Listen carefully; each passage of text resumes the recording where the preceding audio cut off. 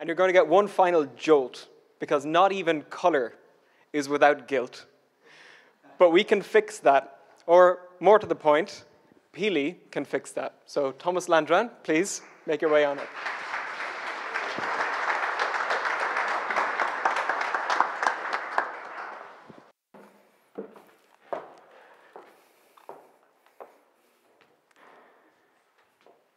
What I have in my hand can replace, potentially, entirely the dye petrochemistry industry.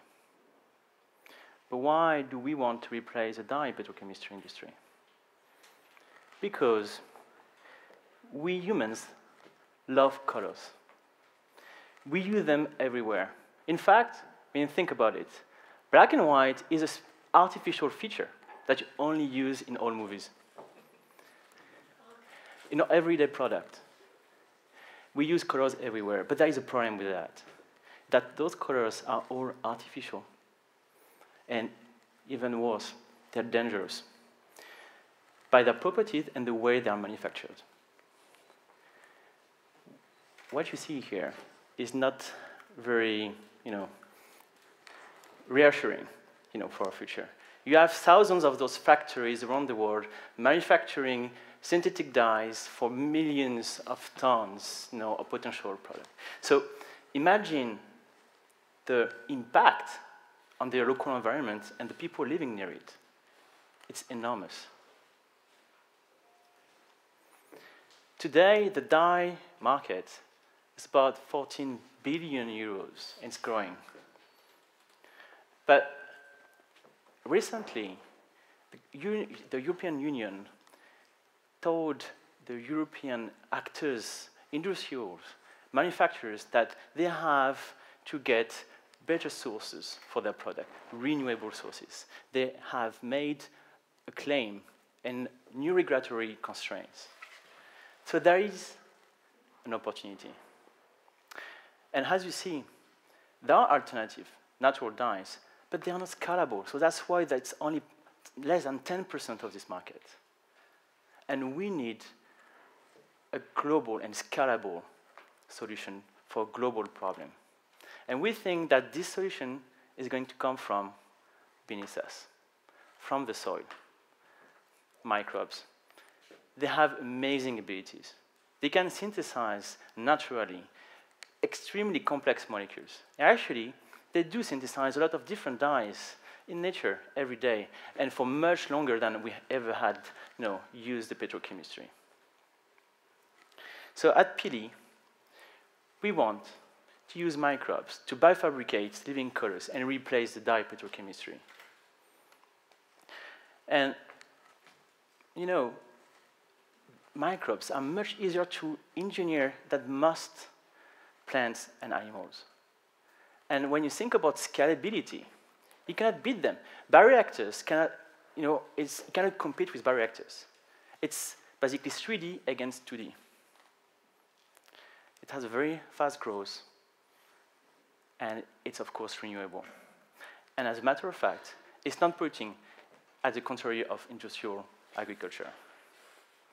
So in order to make a proof of concept, to show that our biodyes have the potential to replace the current ones, we implemented them in current everyday life application. And the first application is textile. In textile, you have less than 1% of the dyes that are used that are from natural sources. We have a lot of work here. And in fact, our dyes could very nicely stain very different kind of fibers. And, we had a surprise. Microbes have this amazing ability to create those magnificent patterns. And when you mix biology and textile, you get a new fashion.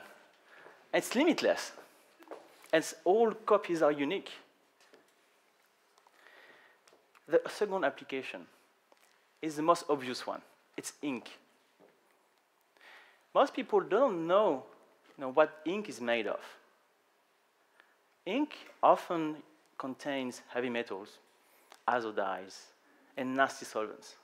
That's why actually it's so difficult to recycle our printer cartridges. Oops, wrong slides. When you mix again biology and textiles, that could happen in the lab, in the biotech lab too.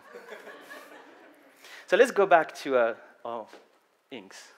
What you have in front of you is the first. It's the first ink for pens that was made growing bacteria. And it's completely renewable and biodegradable. This is really exciting. So, and if you have it in blue, you have it in other colors.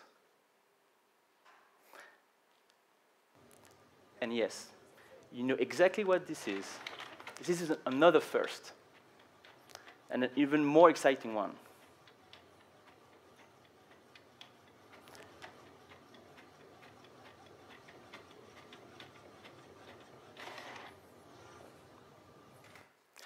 Pili has succeeded in printing with a standard Epson inkjet printer the first page using ink that was grown by bacteria. This is amazing.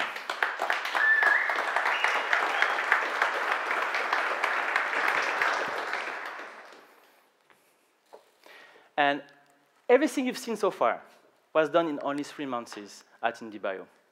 And we couldn't imagine doing this without a great team.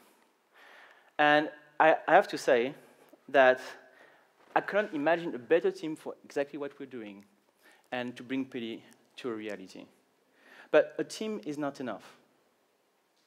And if you want Pili with its dyes to be able to distribute them around the world and really propose an alternative to the dye petrochemistry, we need large distributors, larger actors in need of alternatives. And that is why we have now made a partnership with BIC for an R&D program in order to find out how to bring the Pili dyes into their product. And we're very excited about that. Our approach is to have 2 core activities. The first one, because we want to be a universal provider of living colors from nature for the industry, we're making the Pili microbe palette. It's going to be a very large repository of dye-producing bacteria and microbes. And the second core activity is a Pili toolbox. It's a set of tools and technology to gain the most of the abilities of our microbes in order to efficiently bioproduce the dyes and be able to sell them at competitive prices. And to be able to be competitive, we need to bring down the cost of our dyes to the same level as the vegetal dyes, which is about 1,000 euros per kilogram. Right now, we're about 4 to 10 times higher than that. And we expect to be able to reach that threshold in about 12 to 18 months using optimization and scale-up of our production. Right now, we need 700,000 euros so that with Pili, we can really imagine how to bring all those dyes, biodyes, to the market and finally make petrochemistry an artifact of the past and finally enjoy colors again. Thank you very much.